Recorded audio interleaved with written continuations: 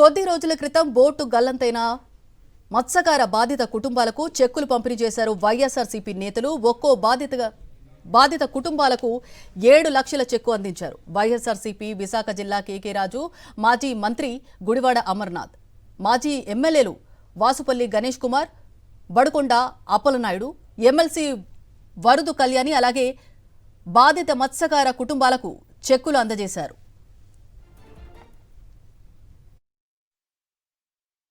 జగన్మోహన్ రెడ్డి గారు ప్రజాపక్షంగా ఉండు ప్రజల మధ్య ఉండి ప్రజల కష్టాలను ఎప్పుడు కూడా తీర్చడం ఆయన ముందుండే జగన్మోహన్ రెడ్డి గారి సంఘటనకు సంబంధించి తెలిసిన వెంటనే చల్లించిపోయి ఆ బాధితుడు ఎవరైతే చిన్న ఉన్నాడో చిన్నతో ఫోన్లో పరామర్శించి తదనంతరం విశాఖపట్నానికి విచ్చేసి ఆ కుటుంబ సభ్యులందరినీ కూడా ఓదార్చి వారికి అండగా నిలబడి ప్రభుత్వం ద్వారా మీకు ఏ రకంగా న్యాయం చేయాలి, మీకు జరిగిన అన్యాయానికి న్యాయం జరిగే వరకు కూడా ప్రతిపక్ష పార్టీగా ఒత్తిడి తీసుకొచ్చి మీకు ₹1 కోటి నష్టపరిహారం ఇప్పించే వరకు కూడా మనం పోరాటం చేస్తాం.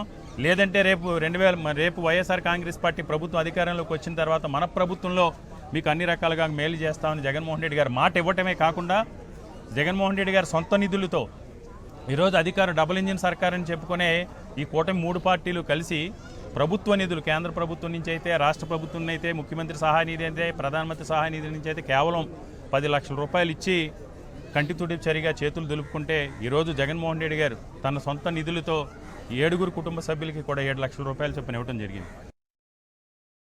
మరిన్ని అప్డేట్స్ కోసం ఛానల్ ను సబ్స్క్రైబ్ చేయండి. నోటిఫికేషన్స్ కోసం బెల్ ఐకాన్ పై క్లిక్ చేయండి.